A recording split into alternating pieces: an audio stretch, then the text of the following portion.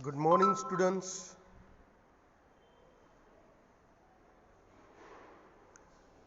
Today we are going to deal with the new topic, that is that Employees State Insurance Act.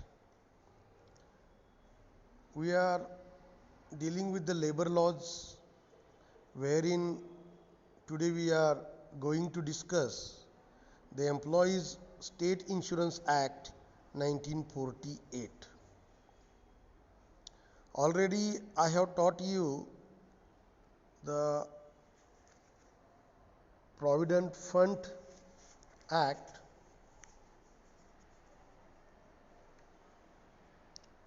So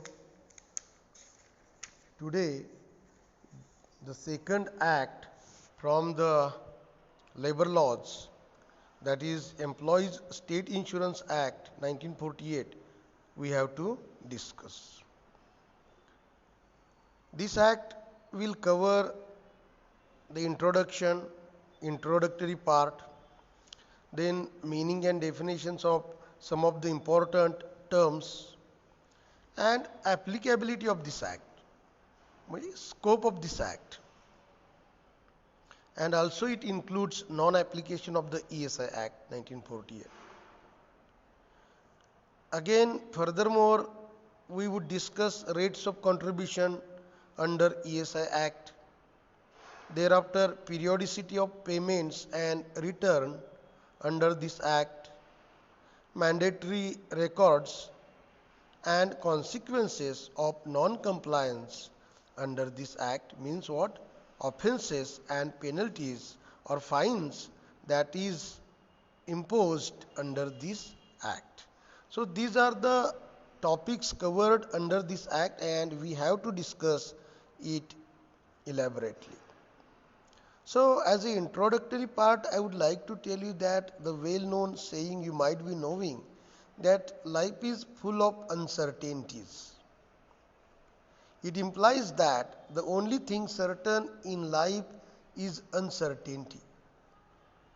We can't claim certainty about anything in our life. It will happen, we can't claim. It can't happen also. You might be wishing, you might be willing to do something, to have something, to get something, to become something, but it doesn't assure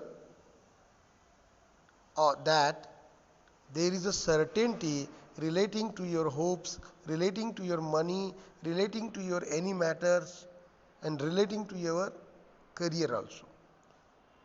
So drastic changes in all aspects of life are there found nowadays. Such changes brings various possibilities of incidences. As far as worker is concerned, he could meet with an accidental situation on work and might face problems in future. The situation is worst in case if he is only breadwinner for his family. Such incidences could be a reason for pain and problems together. In order to tackle such situations and plights, the need was felt to make provisions relating to the uncertainty of workers, relating to the certainty of workers, and relating to the making provisions of security about or regarding workers. Present ESI Act, in short I say ESI, Employees State Insurance Act, is one of the examples of efforts taken by the government in this behalf. Keeping in mind several social security measures of workers, Indian Parliament has enacted a number of legislations. The Employees State Insurance Act also is one of them, and which was enacted in the year 1948 after 1 year of independence. It is the first major legislation on social security after independence. It is one of the best legislations for workers in organized sectors. The primary intention to enact this legislation was to provide certain benefits in case of sickness, maternity, and employment injury. Again, for your information, I would like to add that the then Law Minister Dr. B.R. Ambedkar has taken a deep insight into this matter, and he is the person who is responsible for the sickness, maternity leaves, and employment injury and safety of the employees and workers. So, in that time period, and because of his efforts, this act was created, this act was passed.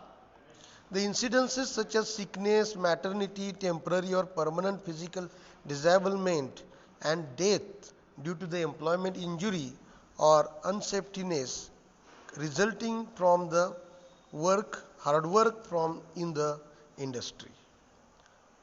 So, in these cases, there may be a loss of wages, there may be the chances of incapacitating of the workers. Hence, the need was felt that there should be a law which will protect the interest of the workers in such contingencies. The result of such a need is resulted this act come into existence, and this act provides integrated need based social insurance scheme and also guarantees reasonable good medical care to workers and their immediate dependents. The Act tries to get the goals of socio-economic justice mentioned in the directive principles of the state policy enshrined under the Part 4th of the Indian Constitution. Article 41, 42 and 43 specifically directs the state to make effective provisions for securing the good health, the right to work, the right to health, the right to education, and right to public assistance in cases of unemployment, old age, sickness, and disablement. So, this act covers all these things, and it is relating to the insurance which has been insured for the laborers, for the workers working in the industries and unorganized industry sectors, etc., etc. Section 3 of this Act provides for the establishment of the Employees State Insurance Corporation by the central government. This body has been made responsible for administration of the Employees State Insurance Scheme in accordance with the provisions of this Act. Section 26, if we see, provides that the contributions paid under this Act and all other money received on behalf of the corporations shall be paid into a fund called the Employees State Insurance or ESI fund, corporation fund. ESI corporation administers this fund through its executive committee called Standing Committee, constituted under Section 8 of the Act. Section 10 and regional and local boards committees also formed.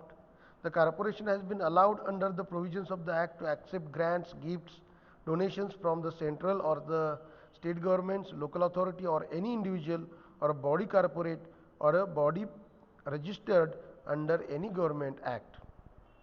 Now let us look at the objectives of this act.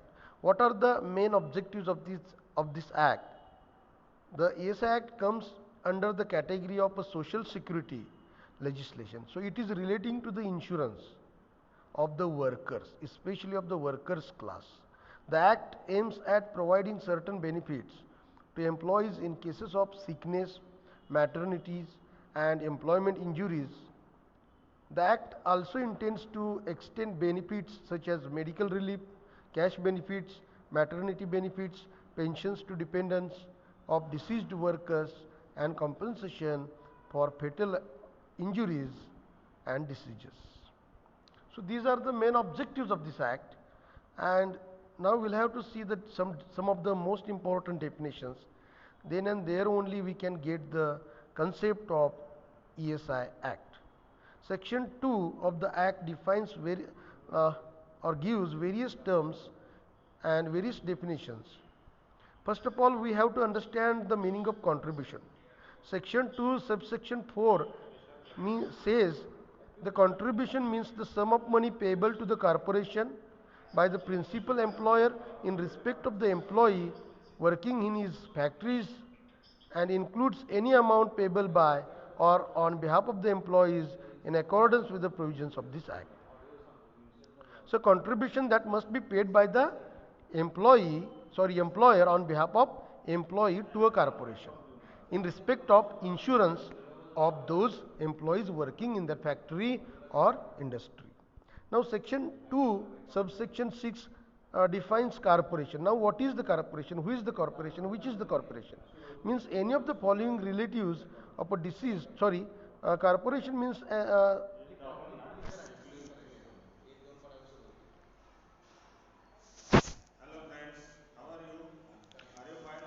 corporation means the employees state insurance corporation set up under this act. Now who is the dependent? Dependent means any of the following relatives of a deceased insured person. Namely, suppose it means that dependent means in Marathi अवलंबून असणारा, परावलंबी.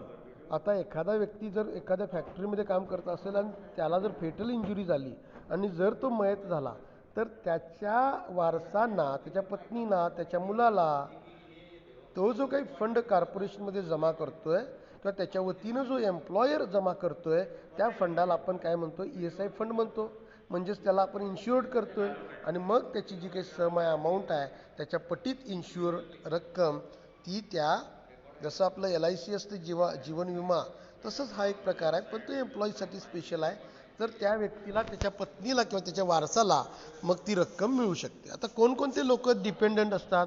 पहिली गोष्ट म्हणजे window of that worker, a legitimate or adopted son of that deceased worker, a widowed mother also.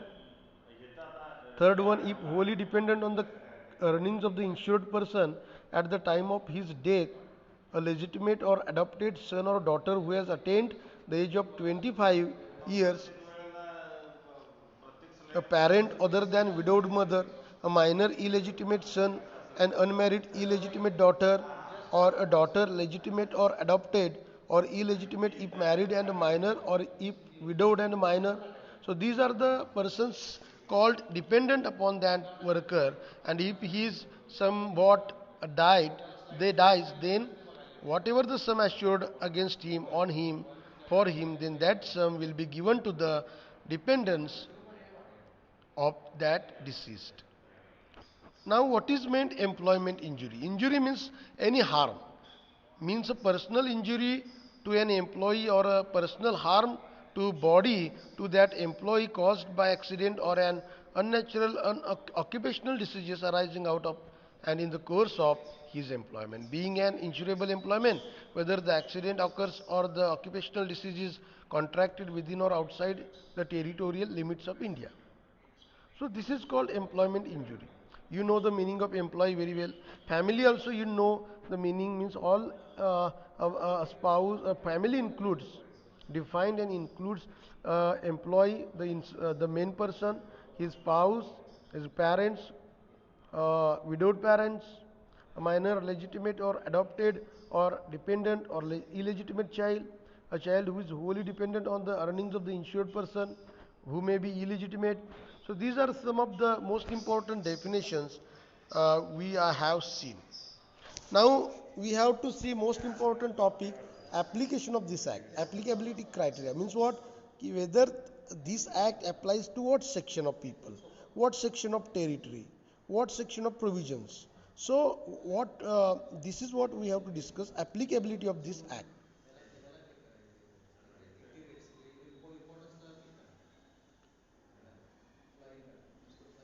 So first comes the territorial application, means geographical application. What is the limit and scope of this act? Then that act can apply to the region of under this or in this country, India. So section 1 of the act speaks about short title, name and commencement and application of this act. Section 1 subsection 2 provides for territorial application. The Employees State Insurance Act 1948 extends to the whole of India. The provisions of the act came into force in different areas of the country from 1st September 1948 to 13th October 2019. So application, now this is what called a territorial application, territorial applicability of this act. Now let us see the application to various type of factories. Applicability of this act to various types of factories and industries. Section 1 subsection 4 deals with this. The act applies in the first instance to all factories, including factories belonging to the government other than seasonal factories. However, this doesn't mean that all the government factories are covered under this act. The provisions to section 1 subsection 4 of the act says that the act shall not apply to a factory or establishment or any industry belonging to or under the control of the government whose employees are otherwise in receipt of benefits substantially similar or superior to the benefits provided under this act. Means any government employee is getting the benefits under this act or superior to the benefits provided under this act already is getting, then there will not be any application of this act to these type of employees. So now power to extend the provisions of this act. Section 1 subsection 5 addresses this issue. It says that the appropriate government can extend any of the provisions of this act to any other establishment or class of establishments. Under section 1 subsection 5 of the act, the scheme has been extended to shops, hotels, restaurants, cinemas, including preview, theaters, road motors, transports, undertakings, and newspaper establishments, so and so. So, this act can be continued to all the factories, all types of factories, government and non-government establishments to which the act applies shall continue to be governed by this act even if the number of persons employed therein at any time falls below the limit specified under the provisions of this act. So the existing wage limit for coverage under this act is rupees 21,000 per month.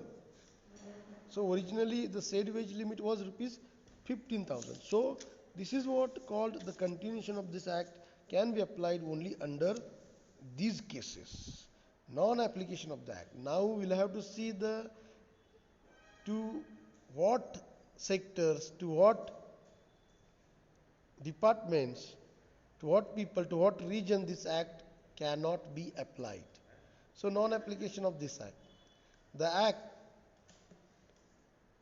doesn't apply to any member of Indian Navy or Indian military or Air Force.